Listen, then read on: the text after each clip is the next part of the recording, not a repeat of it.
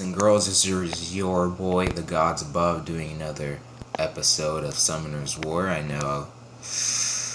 Yeah, let me just clarify that one thing. That word stutter was pretty awful. Pretty awful. Like, from now on, when I'm doing videos, I'm just gonna say, this is your boy, God. Because that actually is my title, and that's how I'm gonna do things from now on. So, a lot of you have been wondering, monsters should I build and things should I do. Now me personally, I've pulled a lot of Nat 4s. Like, let's be honest, I've pulled an Arang, I've pulled a Fuko, a Phantom Thief, a Lucian, a Galleon, an Arang. I mean, the Galleon, that's a Clo, my bad. A Jojo, an Orochi, an Arjun, a Brian. So as far as Nat 4s go, I'm pretty stacked and I have a lot to work on. But as far as GB8 teams go, I don't have one right now. I can clear GB5 and I need a rep to clear GB6. I can farm GB6 using reps, but considering the reps that I have, that's only 30 hits out of GB6 I can get a day, and usually I like to keep those for some reps or GB7 wise clearance on hauls and things like that. So I like to keep those reps around, so I do not like to farm. So the question often arises in Karios, how do you farm certain things? Like, I can clear GB5 here, but I can't clear GB6 here, which is level 40. But I can go on dragons, I clear B4 dragons, and I can almost do a B5. So the question often becomes, in the Necro's a whole different ballpark. And then you see me on GB8s, I farm B7s and B8s for wind. B7s for magic. And so the question often arises, what is the best way to farm? And someone just pulled something yet. So, and the question often arises, what is the best way to farm monsters? Now, a lot of you will notice a trend here. A lot of people will think, oh, if I can just bring this monster in here and I can do this. Like, for instance, I have B5, right? B5. So you'll notice, oh, bring a wind attribute in here and it'll work out great. And the answer to that is no. You can easily have a fire team that clears B5. The attribute bonus, I mean, it might hurt you, but if you're strong enough, if you have enough healing monsters and monsters to survive it, then it's fine. Which is why giants, and I would say even dragons as well, requires support monsters. Now, the setup that most people run for giants until you can really farm it, like let's say something magical happens, right? You pull 5 Nat 5s, all of them are high level nukers. Let's say you pull, let me think of some good ones here. Let's say you pull a Fire Monkey King, a Perna, what else have you pulled? Let's say you pull a Hell Lady Water, you pull a Chiwu, which is the Fire Pioneer, and then let's say last monster, let me think of a great one that nukes hard as fuck. Let's say you pull, no, I can't say Chow. Chow's pretty bad farmer. Well, not a bad farmer, he's not really a high octane nuker. Let's think about it. Let's say you pull a Zeratu. Yeah, I might as well go Zeratu. Let's say you pull 5 of those. Well, who really needs a healer when you've got that many Nat 5s? Sure, it's debatable whether they'll all be able to clear a B10 on either of the floors, but if you manage to make it work, it would be in your best benefit too.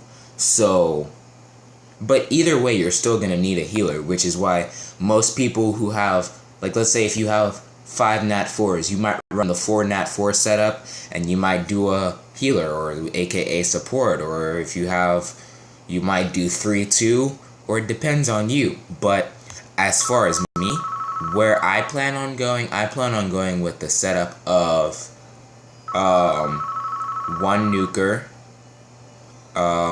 2 defense, and a Bella.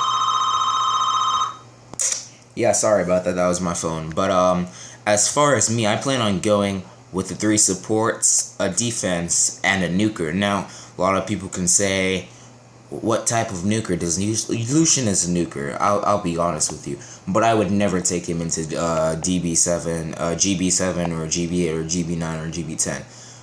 Personally, me, if I wanted a nuker, I'm taking Aang. Aang's a high nuker. I mean, once that skill levels up, Aang pretty much becomes a boss. I think I mentioned this last time. Bella, I'd take my Bella. He needs better ruins, obviously. He has kind of shit on here. No percentage base, hardly. That one I probably will keep. Maybe that one. The rest probably need to be changed. A lot of my monsters don't have percentage based ruins, and it's because I haven't really been focusing on time. As you can see, I have like a shit ton of 4s and 5s. I've just been working on fusion, just to get that Sigmarus, really, per se. But I think now the game dictates that I'm at that stage where I actually need to work on my actual monsters. So yeah, I'm at that point now where I can't put it off any longer without suffering. So as far as teams go, a lot of setups can be run, but either way, when it comes down to it at the end of the day, you need 3 supports. So Bryant is an HP talent, but does he necessarily work in GB somethings? It depends on you. It depends on what team you run. If you're able to make it work, Brian's skill, the best skill that he would have is supply and this. Those would be your max DMG, and then with this occasionally stunning, like if you have the spare ruins like me. But most people will go with an attack, either a defense or an HP. And if they're going with an HP talent, most of the time that HP talent usually is kind of like Bella. It has some really high up heal type properties. And then most people will go 3 supports. Shannon, Kona, Chasun is one. Not really Chloe. Her invincibility is amazing. Yeah, my Chloe's at like 10k HP. My Chloe's starting to get stronger and faster, but nowhere near where I need her. These are shit ruins. Honestly, apart from that and that's pretty much the only 2 good runes I have on her, and that's where most of her HP bases are coming from. So as far as ruins, we probably will move her ruins within the next couple of days. Like, as for my Lucian, probably one of the best sets I have right now, as far as with those 3 being the best. These ones, meh, the worst, except for this one. This one I can handle. This one I can stand. I can at least stand something like that. That one won't kill me at the end of the day, because most of those corners, that's what you get in most of the corner ruins. You really don't find too many percentage base in those corners. That I can deal with. But as far as that's where I will be dedicating a lot of my time to. As for this, he has some pretty good ruins too. I mean, that one and that one. But still, I still need better ruins. That's okay, I can deal with that. Which makes me wonder, if I were to put that on my Aang, what type of consequences would that have? That'd be really tank. But that's for another time. So what you really need in order to farm those things are supports. That's what will really heal you. A lot of people make a big deal about, oh, if I just had this and if I just had that. Nat 5s don't make the game. It's the ruins that make the Nat 5s. That's my saying, in theory. Like, now, I farm a B5. Am I okay with that? The answer is hell no. I am not okay with this type of performance. But I never expected to use this account. When I first made this account, I kind of made it like, oh, it's just a startup project for me when I'm bored. And it ended up getting a lot of monsters. In fact, way too monsters than I had really time for. It gave me, basically the game was like, we're probably going to screw you over for a Nat 5 for the next 2,000 years. So, here's a bunch of fusion, and here's a bunch of really good nat 4s, and so I've had to prepare all those nat 4s, make them. I've given them decent runes. I've leveled up most of them to max pretty much, and most of my fusion. And now, with me being so close to Sigamaru's, a lot of people are like, I've kind of put my GB8 and GB10 plans aside to kind of farm for that Sigamaru, so that's where my goals are going. And 2 days ago, Com2S released a new Hall of Heroes, the Light Death Knight, and a lot of people have been wondering, should I get Conrad? And yeah, that's the Death Knight's name, Conrad. So a lot of people were like, should I get him? 50 pieces, second stage. I remember when I had a shit team of basically, it was Fuko, Magic Knight, my Fairy, and my Drunken Master, pretty much. That was my team back in the day. And then one rep, because I never kept more than 5 monsters, because most of them were shit anyway, and I needed the food. I was feeding on stages 1s, and I wasn't even really going after pieces, truly. I was just going after anything, and now with my current team, I might be able to do a 2 with a good rep or anything. And so, yeah, that's where that is. As far as goals right now, I got the Bearman today. I pretty much farmed and went all out for that Bearman. I'll never make a mistake like that again. Irif, I bought my second Irif piece today, and that's where that's going to go. And so now I'm going to do a review on Conrad, and then I'll show you my point. I'll prove my point to you about stages, and then that'll be all for today. I know a lot of people said he's really OP, and yeah, Driller is pretty OP. I think I have really good skill ups on him. I'd want one of those. I have a friend who has him. Like, fuck him. I swear. Yeah, that's a nat 5. Yeah, that's like a monster you like never get. All these nat 5s that I probably would never get. Some days I go home and cry. But as far as monks go, this is Conrad. So, attacks an enemy, reviving one ally with 30%. Basically, in theory, this is what his skill is really good for, this first one.